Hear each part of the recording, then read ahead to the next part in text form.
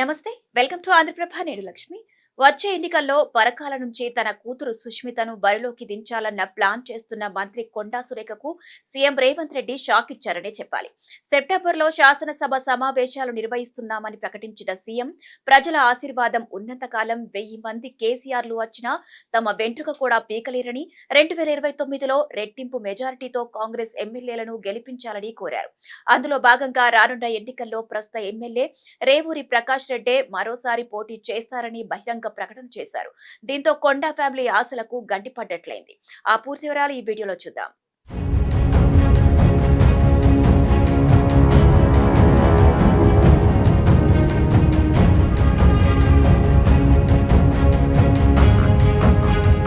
తెలంగాణ రాష్ట్రంలో ఎన్నికలకు ఇంకా సమయం ఉంది. కానీ కొంతమంది ఎమ్మెల్యేలు ముందుగానే అంచనాలు వేసుకుంటున్నారు.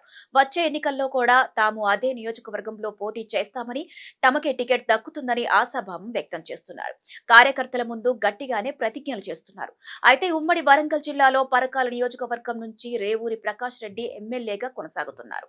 ఈయన గతంలో టీడీపీ నుంచి పోటీ చేశారు. చాలా కాలం పాటు టీడీపీలో కొనసాగారు కూడా.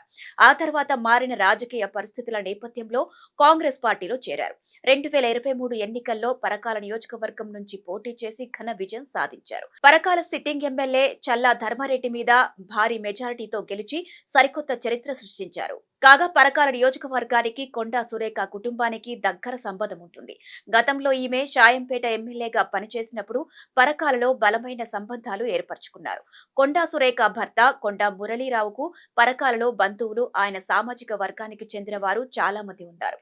కొండా మురళి, కొండా సురేఖ దంపతులకు ఒకే కుమార్తె ఉంది. ఆమె పేరు సుస్మితా పటేల్.